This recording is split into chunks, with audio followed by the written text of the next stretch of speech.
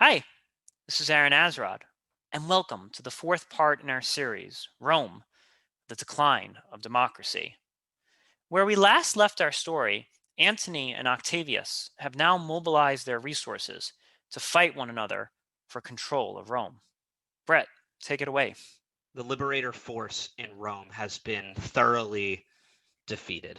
Antony and Octavius, through extra political and political means, meaning the official channels of being the second triumvirate and being empowered to make decisions, along with the more legally dubious route of just having an army that's loyal to them, have purged the Senate of resistance. They have finished off Cassius and Brutus, the last two major threats to their power. They are now the sole rulers of the Roman Empire. And for completeness sake, I should say that there's a third person in this named Lepidus, who was a friend of Julius Caesar, and he's kind of acting as a gate for Antony, who has no official power in the government. So he's there because Lepidus is a governor, so he's there to just like say whatever Antony wants and put that through. But really, everyone knows that Lepidus is not as important here as Antony and Octavian. They split up the empire between east and west, with Octavian taking the west and Antony taking the east. Antony's plan is to mobilize a grand army.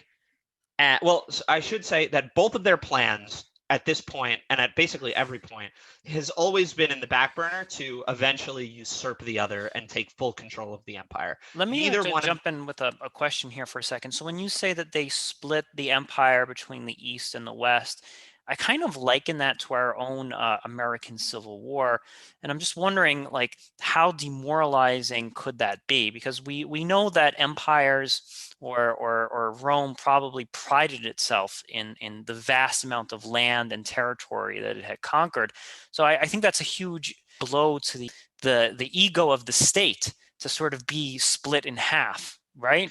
They did not see it this way. It's akin to like, having different governors in different states. Okay, gotcha. Like we don't consider the US to be weaker because we have multiple mayors. It was probably pitched to them something along the lines of like, he's in charge of this is Octavius, he's in charge of these provinces, and this is Marc Antony, he's in charge of these provinces. So none of these sides was labeled as being like because we labeled the South as annexing. So I'm wondering, like, Octavius wasn't labeled, oh, you're annexing from Rome, or Antony, you're annexing away from Rome.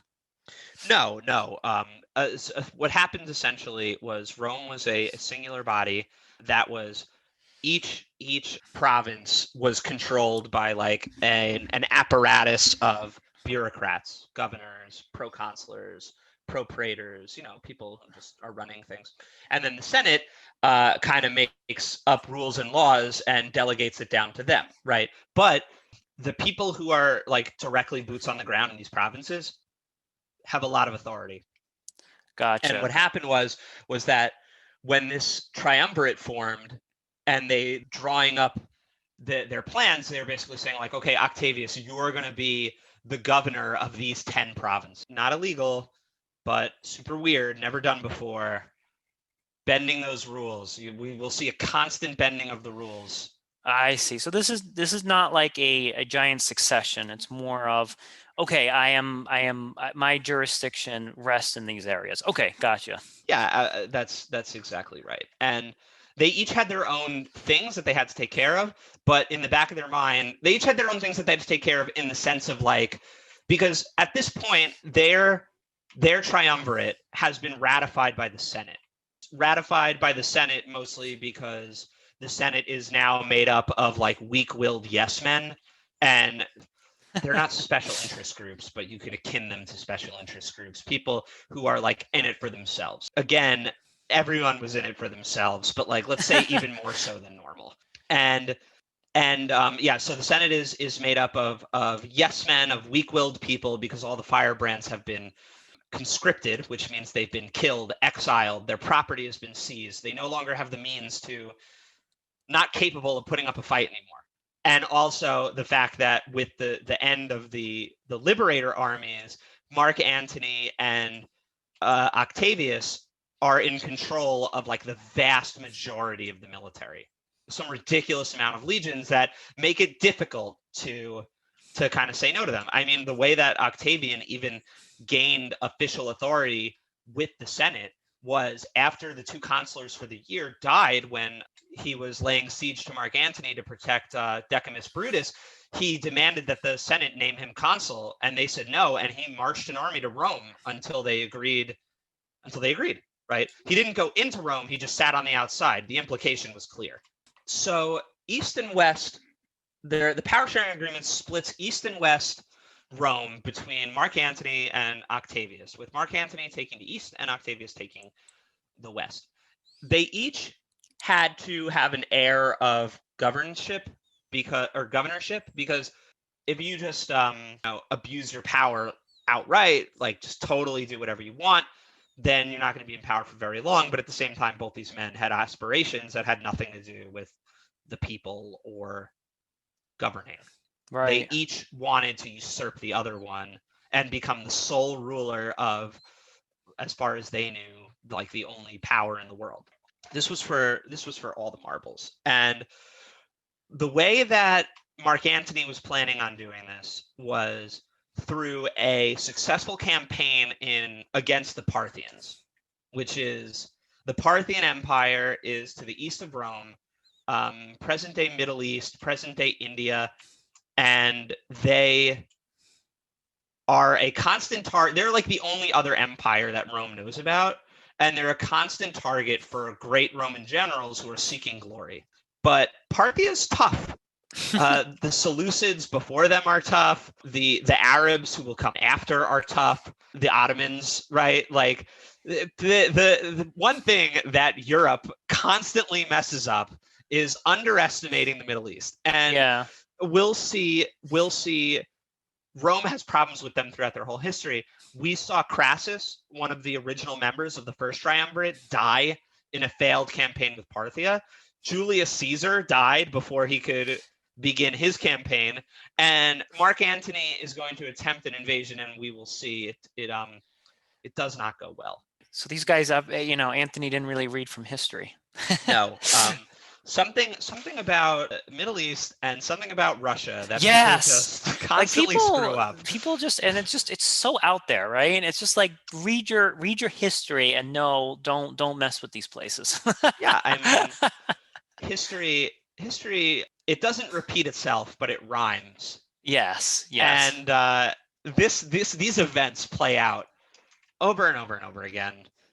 And I personally, I think that's very interesting, right? Yeah. And these mistakes just keep getting made, and you always say like, oh, how could they be so dumb in invading this region? They're so foolish. Anyway, how's that invasion of Iraq going? Good, I hope, right? Like it's we don't learn. I think that like every president or ruler needs to have at least one historian on their cabinet that could be like, whoa, this has happened already, my friend. Like, just Yep. hear me out on this. And like, that's okay if that's not like the sole person whispering in your ear, but just have that voice in the room. Antony's plan is to invade Parthia, Sure, and win this huge coup d'etat and come home victorious, rich, come home victorious with a lot of political clout, because the Romans really respect military victories. all right. To the point where, like, if you want to be a senator, you need to have a military victory, military service under your belt. It's necessary. That's interesting. That's early U.S. I think we used to, like, we had Washington, Andrew Jackson, Ulysses Grant. So I think we also kind of had that Roman heritage of like, oh, great general in war and now becoming president. And I think after Eisenhower, that sort of faded away. Every country after 476 AD, every country thinks that they're the next Rome. It's no, I'm not criticizing you. It's funny because like everyone looks to the Roman Empire and says like, oh yeah, we're the next Rome. Like you have the Holy Roman Empire, which was like present day Germany. Russia calls itself the Third Rome. I've even heard the Ottomans call themselves the Third Rome, right? Because Right. Yeah. they took over the Byzantine Empire. I've even heard some people claim that China is the Third Rome. Wow. Wow. I know it's wild. So Octavian doesn't have a plan so much as he has a bunch of jobs. Though he has been saddled with lots of really kind of crummy tasks. One, he has to settle the troops, which is a pain, right? Typically, after a war is over, you would use the money that you stole from the people you conquered to pay your troops. You'd use the land that you stole from the people you conquered to settle your troops, and you'd be good to go. But because this last war was a civil war fought on territory that was already controlled by Rome, this did nothing but bankrupt the treasury. Even after the conscription was over, they barely had enough to go after the liberators. Now they have nothing. They're broke. So where do you get the money to pay these soldiers? Where do you get the land to settle these soldiers? It was a serious problem, right? On top of that, Pompey Magnus, I don't know if you remember his name from our second episode where he went to war with Julius Caesar. Pompey Magnus had a son who is now, well, it depends who you asked. He's either the last admiral of the Liberator fleet fighting for democracy, or the head of a pirate armada terrorizing the Mediterranean, right? Depends if you're on that ship or outside that ship, right? Yeah, basically. So Pompey's son is kind of a problem. Has control of several major areas that Rome uses to produce their grain, like Corsica and Sicily, and he is strangling the grain supply. And because he knows that, it doesn't matter how much clout you have, how much control over the soldiers you have, a hungry city is not a quiet city, right? Right. Good quote there. He is waging a war via blockades and, like I said, strangling the grain supply. Octavian is tasked with these two things, with settling the soldiers and with dealing with this pirate menace. So he enlists the help of a childhood friend of his, someone really important who I'm afraid we won't be able to get too deep into who this person is, but his name, I would be remiss to not mention his name, which is Agrippa. Agrippa is Octavian's like main general, childhood friend, best friend. Whenever we say things like Octavian won the battle of Actium, or like Octavian defeated Pompey, we're almost always really saying Agrippa did these things. Agrippa's great. I would highly recommend doing some digging into him if you're at all interested in late Republic military history. May we all be blessed with friends like Agrippa. But anyway, so Agrippa builds a fleet, and in secret, he builds a fleet in a lake in the middle of the country, and then builds like a canal out to the sea, because he knows that if he builds it in the normal docks, then his secret fleet will be discovered and destroyed before it can sail. And they successfully deal with Pompey. And at the same time, Octavius, he makes a decision where he's going to basically steal land and money from regular citizens and give them to the soldiers. It should come as no surprise in this late Republican period that when you have to choose between making citizens happy and making soldiers happy, you choose soldiers. Also, there is a conspiracy plot hatched against Octavian by Marc Antony's wife. And Octavian successfully repels the insurgency, and it gives Octavian this like air of legitimacy as a soldier. It's like I said, winning battles in Roman history is really important. It's really important. Now, would they also kind of respect your work on the ground? Like, it's not enough to just command troops to go from here to there. Like, were these Roman leaders like actually, did they have their own feet on the ground and fought alongside their soldiers? Is that it? Yes, but it's worth noting that even though they did do that, they have like a cadre of bodyguards Ah, who okay. go in. It would be it's very difficult to like accidentally get killed when you're like a general in this era. I mean, Yes. that's too far. It's not very hard. It happens, and it happens a decent amount, but it's not so much as like you can't, as the opposing side, just be like, look for the guy in the most expensive armor and kill him, because he will be surrounded by people whose sole job it is to keep him alive. Okay, so that's like the president's secret service in a way, because I think a lot of movies get this wrong where they make it seem like the general is just a regular dude, just like completely in the midst of battle. But in reality, these people are surrounded by a legion of protection.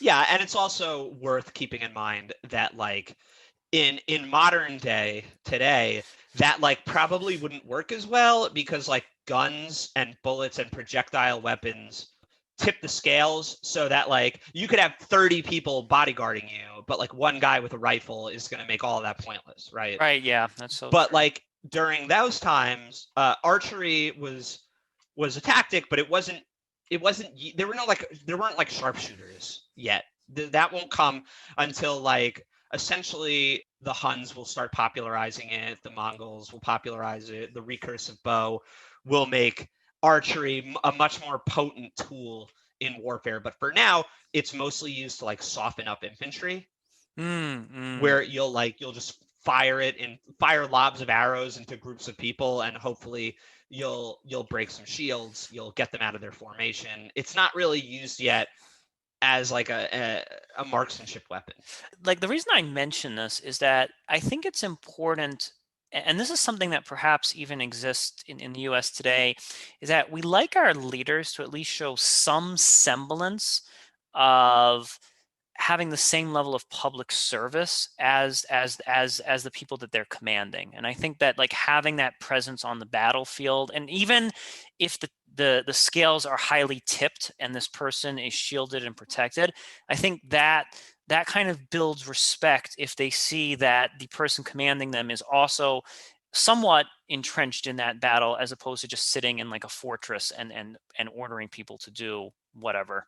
You have the famous mission accomplished speech from George W. Bush, where he flew out to a an aircraft carrier, Yeah. right? The imagery there is supposed to be that it's like he's on the front lines with the soldiers, and then beyond military, it's really popular in American politics, where you'll have those photo ops, right, where you have like a candidate like shows up to like a soup kitchen for like 25 minutes to take pictures holding a ladle, and then off they go, right? It's no, Yeah, and yeah, you're right. The key word is semblance. It doesn't mean like there might be there's obviously that leader is being protected in ways that are like very apparent or sort of covert. But the idea is that they're getting those photo ops in there of like, yeah, I was right here alongside you. absolutely right. And obviously there's, I would say, less of a risk of being murdered while working at a soup kitchen than when you're on the battlefield, but it's the same. Protection can still apply here, where in this case protection would mean protection from doing work, Yes, right, right? You're exactly. you're being protected, so to speak, from the real ravages of what you're doing. And it was the same thing with military leaders during this era, where when people, the main weapon of choice was a melee weapon like a pole arm or a spear, having 10 people around you made it very difficult for you to be accosted. No, Like that's obviously mistakes happen in the din of battle, and leaders get wounded and killed, but like it's harder. So this failed insurgency, which there's some debate historically on whether or not Marc Antony knew or approved of this happening before it happened. I mean, it was his wife that was involved with it, so but take of that what you will. He rebuked her afterwards, but we mm, don't know. We don't know, right? So it was meant to weaken Octavian's position, but all it did was make him stronger. He got this military win. He showed bravery and heroism, and people liked him. Soldiers were settled, so that was done. Pompey was removed from power and killed, That was done. Octavian was riding high. Meanwhile, Antony is having tons and tons of problems. Antony, actually, before I get into the problems, Antony has gone to Egypt to help raise funds.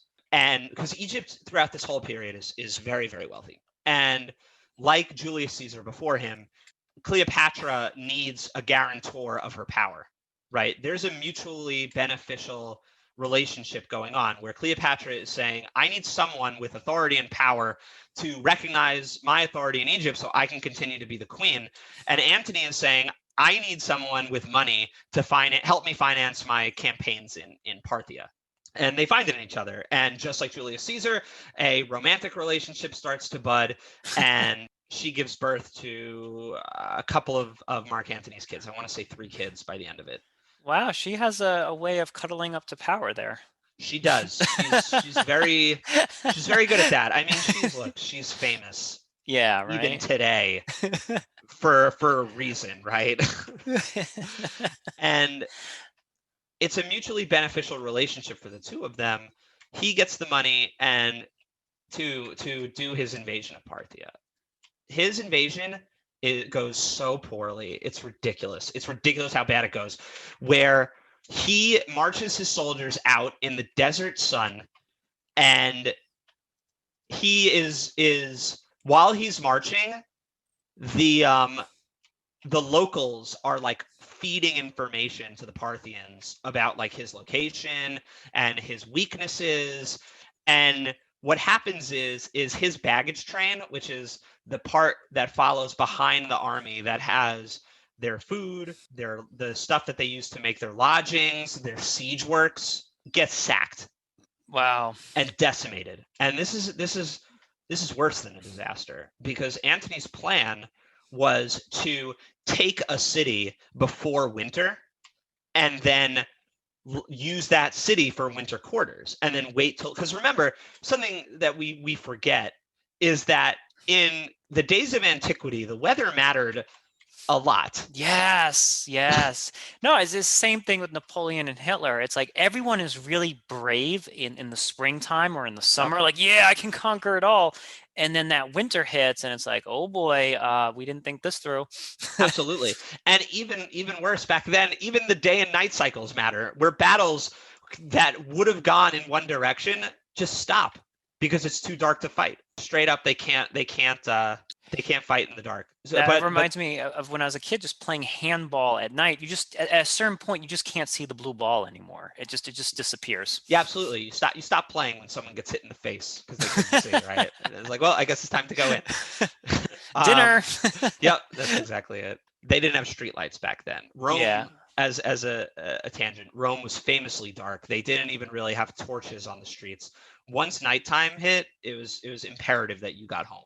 So Antony's plan cannot succeed now. The war in Parthia is over. With the siege works burned, he will not be able to take any cities.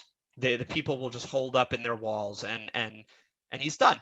He won't be able to take a city. He won't be able to have winter quarters, which means he won't be able to feed himself and his army, which means the war is over before it even began. So Antony tells his shocked, frankly, generals, it's time to go. We're leaving. War's over.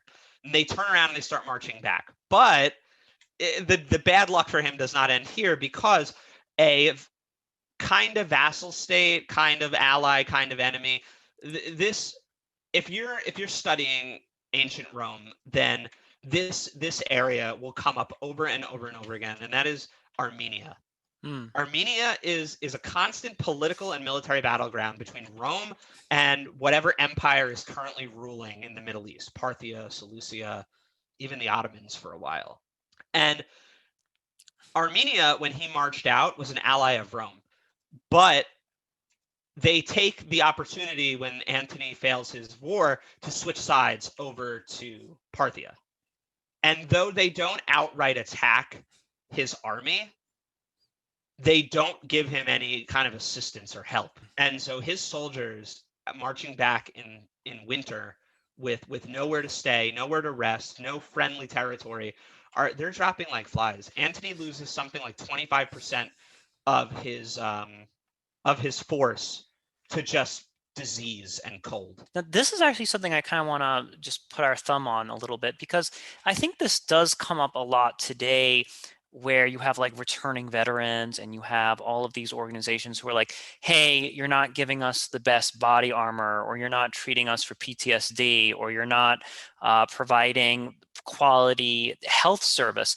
And I think that you as a leader can quickly lose the respect of your soldiers or your infantry if you're not aware of those services. Like if Oh, you're not fundamentally aware of like, shoot, I didn't provide enough food for you guys, healthcare, or whatever, then no matter how brave or victorious you are in battle, you will come back with some resentment. oh, absolutely. And the thing with democracy is our democracy is that your tools of political clout are voters. They're not soldiers, not yet Yeah. anyway. And so it's when you don't support just like with Marc Antony, if you don't properly support your soldiers, then you lose them. And with losing them, you lose your political clout. If you don't properly support your constituents, you lose them. And with them, you lose your political clout. Yes, absolutely. And you know what? Those, it's funny, not funny, but sad rather. Like dead soldiers tell no tale, so to speak. But the soldiers that come home alive, they actually have stories to tell. Like you have all of these veterans who are like, hey, when I was out there, they didn't give us blah blah blah. They didn't give us body armor. They gave us old rusted tanks from the 80s. All of these stories come back. And then that can kind of weaken your political clout over time. The soldiers that come back and tell how, ill prepared and ill equipped that venture was. So Antony starts to go native. He divorces his wife, which at the time is actually Octavian's sister, which was meant to be like an olive branch. So you can imagine that didn't go over so well. Sure. To be with Cleopatra more. He starts like naming his children like the heads of provinces that are under his control, which has dynastic implications, which is very startling to the Roman people.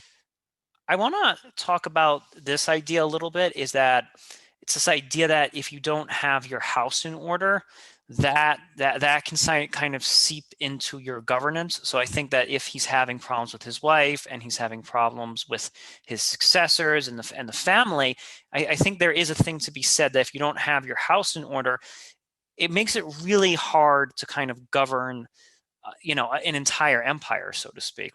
His priorities are getting all messed up here. Where the implications of what he's doing seem to be that he's carving out a piece of Rome to be his own personal kingdom with he and Cleopatra at the head.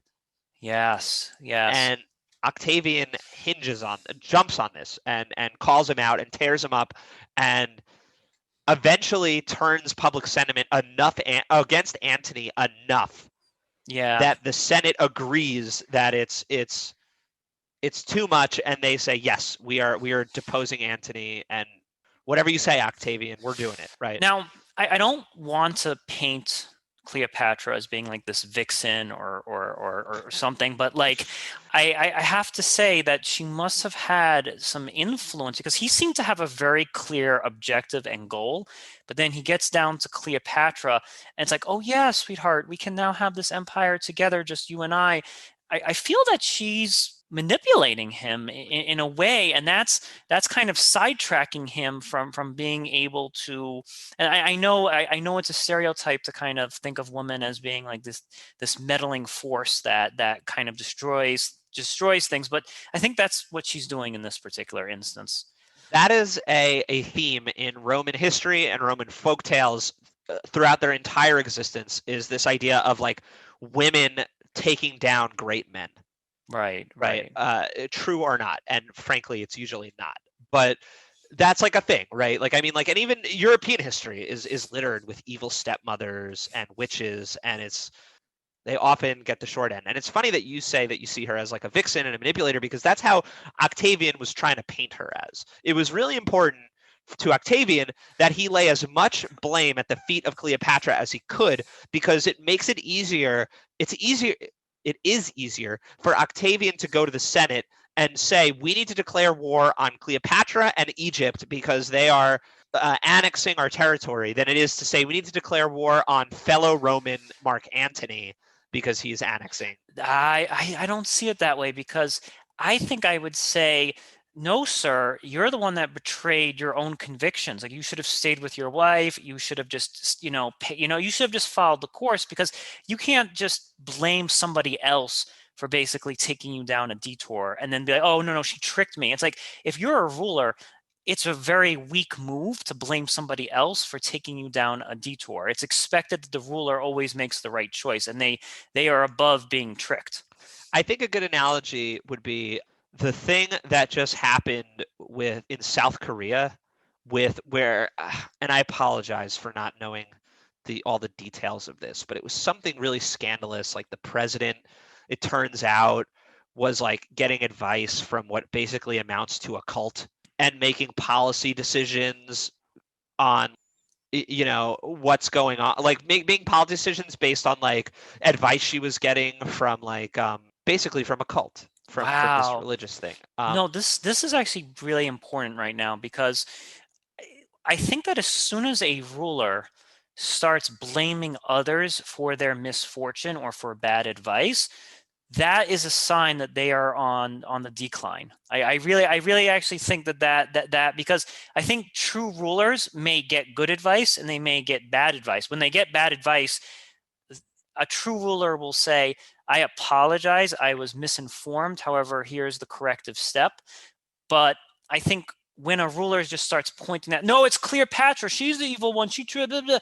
I feel like that's a sign that your power is starting to go on the decline, when you start blaming cults and rogue women for your bad decision making.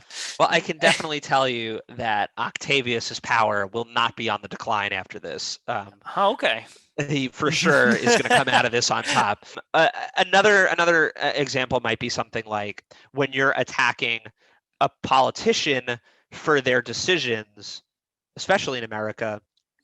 A lot of times it's easier and more effective, rather than say, I think that this guy is making bad decisions. It's easier to say this guy's in the pocket of lobbyists, right? Yeah, you're totally right about that. So That instead of taking all this time to be like, your plan for implementing renewables in New York is short-sighted and I don't think it's going to work, I have my own ideas, it's just easier to be like, Aaron, you're in the pocket of big oil. Everything you do is because of big oil. I'm not even going to go further into what you're trying to do because it's all big oil that's doing it. You're compromised. Get out of here. Yes, yeah, I like that word that you just used, compromised. Yeah. And I think that, how I react to that as a ruler, I could act a number of different ways. And if I say, yeah, the big oil tricked me or whatever, my power is gonna decline as a result of me admitting that. But if I say something like, yeah, you know what, I'm paying a little too much attention to big oil right now. Let me get some other voices in this room and let's make some wiser decision making. Then I think I can at least redeem myself.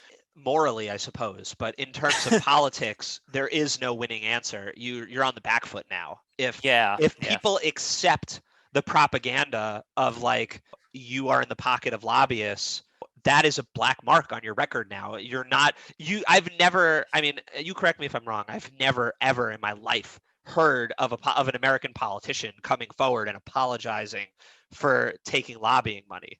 Yeah, Never. that no, that I can't think of. I do think of like maybe Kennedy apologizing for the Bay of Pigs. Now, that's not necessarily lobbyist money, but at least that's like an example of like, I was listening to the wrong people in that situation, and I do apologize for that. Yeah, and the fact is that Octavian successfully pins this like going native thing to Cleopatra. And it's, again, one of the reasons that it's important is because it's hard to get armies of the same country to fight each other, Yes, yes. right? It's Bro- very hard. Brother So versus brother, yeah. yeah, exactly. Neighbor versus neighbor, brother versus brother. And making that army into the Egyptian army instead of the Roman army is imperative to convincing your soldiers to go to war. Whoa, I love that. So it's kind of like saying you're fighting the evil Cleopatrian army, And that's just a way, because there's a certain degree of otherness that you are now ascribing to that army, and that's going to make it a lot easier for people to kill one another. Absolutely. And beyond that, again, to bring up the lobbying thing, it's easier to convince the Senate, the government, the whoever, to say, like, we need to get lobbying out of Congress. That is easier than saying we need to get rid of these 4 senators because they've been compromised by lobbyists. Gotcha. To the Yeah. point where you've literally never heard people make that claim, but people make the claim all the time of, like, let's get money out of politics, right? Yes. Yes. Yes. That's easier. And frankly, I mean, I don't know if you've ever thought of it this way, but that could be used as a cover to have an attack on certain politicians, Sure. right? You can have politicians who are maybe their previous job was like they worked for a telecommunications firm, and now you can't outright attack them, but you can say we need to get you can't outright attack them because maybe they're popular, but you can attack them indirectly by saying, like, telecommunications companies have too much control over government and we need to get them out. And by turning people against telecommunications company, you're also turning them against this person. That's interesting. Wow. So it's kind of like hitting that person by proxy of an affiliation they have. Yeah. Yeah, you're guilty by association is the goal that they're pushing for, and they succeed. What happens is Antony lodges a will in the Temple of the Vesta. Defector from Antony's camp tells Octavian that he needs to see this will. It's really important.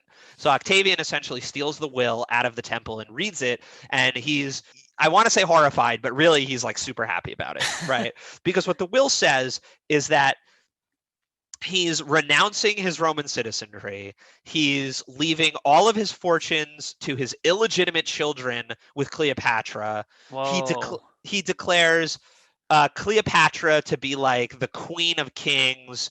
He declares Caesarion, who is Julius Caesar's illegitimate son with Cleopatra, to be the true heir of Julius Caesar's legacy.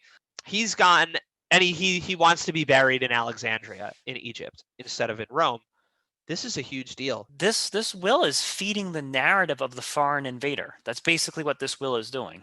Oh yeah, I mean it feeds it to the point where it can't eat anymore. It's stuffed. This is it. This is the nail in the coffin.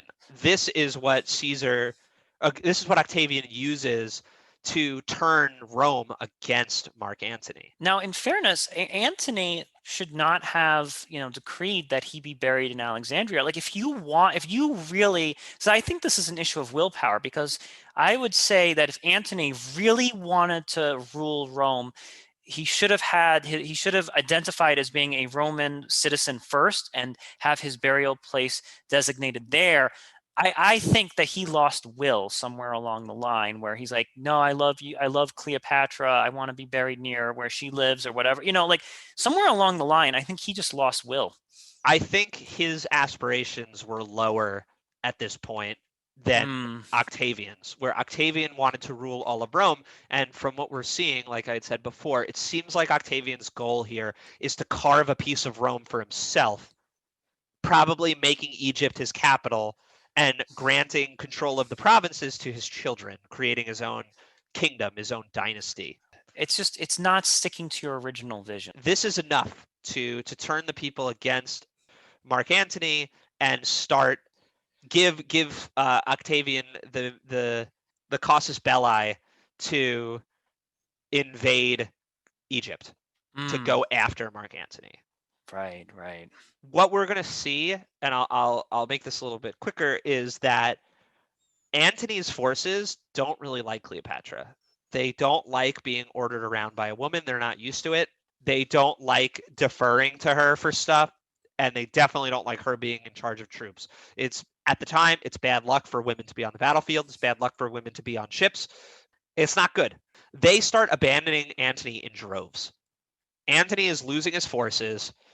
There's like one final battle, the Battle of Actium, where it's 31 BC, and Antony is absolutely decimated, right? Wow. What little troops survive flee to Egypt. Octavian the next year immediately follows Antony. Antony's troops, like the second Octavian's troops get close to Antony's troops, Antony's troops surrender and switch sides. It's insane, right? His world is falling apart. He tries to plan like one final battle where he can die with honor, and literally his troops, the second they make contact with the enemy, just switch sides and abandon him. Whoa. His navy immediately surrenders as soon as they're in earshot of the enemy ships. He's left walking back basically alone. No money, no support, no nothing. He kills himself. Cleopatra is captured and she kills herself. I think the legend goes that she had a snake, an asp, smuggled into her chamber in like a fruit basket, and she gets the snake to bite her and she dies. And Julius Caesar's illegitimate son, Caesarion, is assassinated in Egypt. Sure. Close up every last tie to this. Yeah. 2 Caesars is 1 Caesar too many. Right. and this is it. This is the end of the Civil War. Octavian is now in complete control of everything. I think this is actually a good place to pause, and I want to do a little analysis with you here, because I think that the theme that I'm seeing here, and this is a theme that I maybe did not initially think of, is this theme of having a very clear vision of rulership.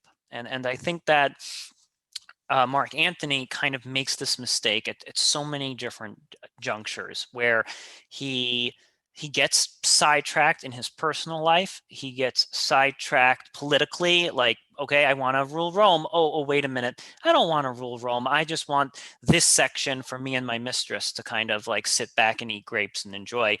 And I think that when you compromise your core vision, there is usually going to be consequences, like unforeseen consequences, that sort of befall you. Absolutely. You're spot on here.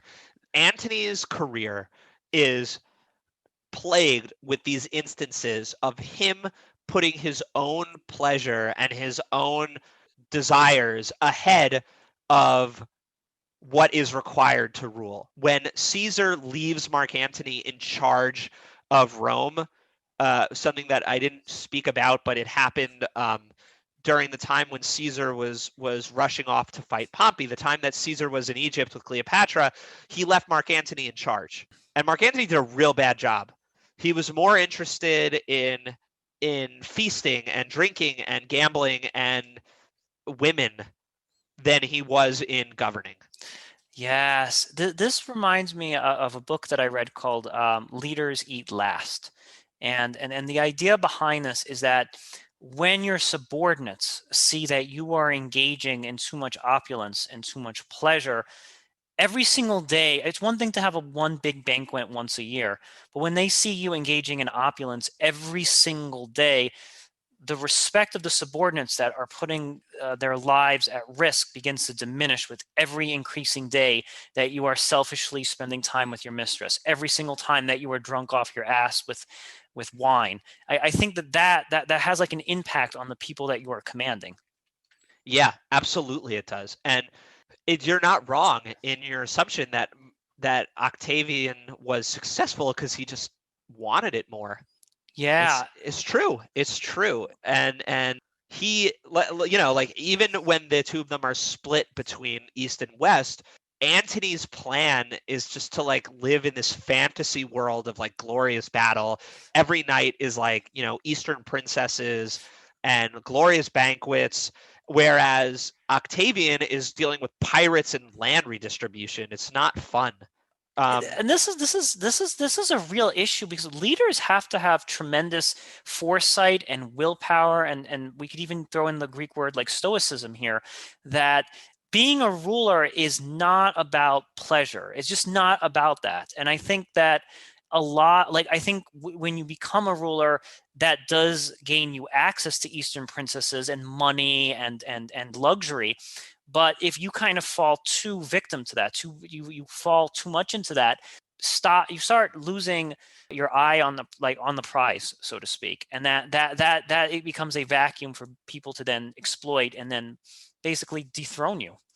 Yeah, I mean, and that's what happened, and that's what happened. Like you said, that is what happens, which is, I think we talked about this in a previous episode where we talked about how like if you're not willing to do what it takes to win, even in the case where you're trying to be like virtuous, which Antony was not here, but even when you are trying to be virtuous, you will lose to people who are doing what it takes to win. Yes. Right. And that's that as a ruler, you always have to look over your shoulder and be like, geez, well, I'm getting drunk today. This other dude is really, really out there. And I think the perfect example is an election between an incumbent and a newcomer, right? Like this is like the classic example where the incumbent is like, yeah, I've won this office like 5 times in a row. I'm just gonna chill here in my mansion and relax.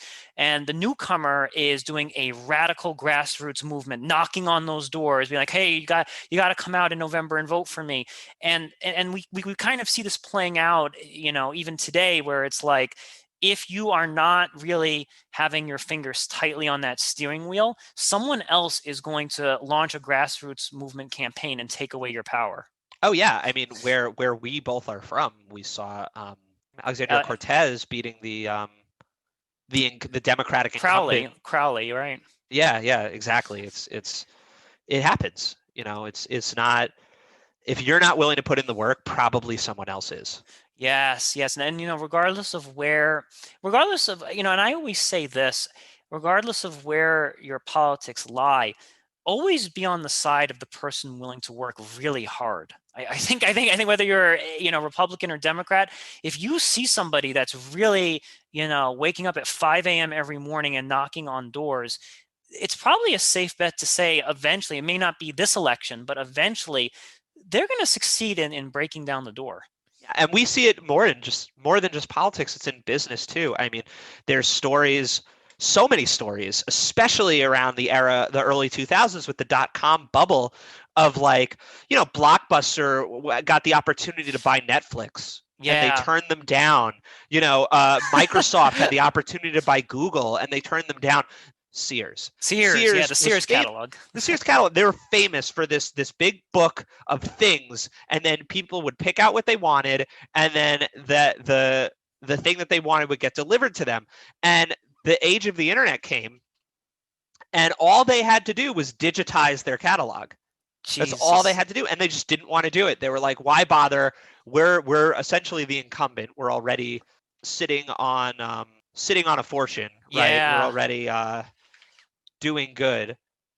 And along comes this little no-name book company called Amazon, and they drove them out of business, right? Yeah, yeah. Blockbuster driven out of business by Netflix, even though they had the opportunity to do what Netflix does first. They just chose not to.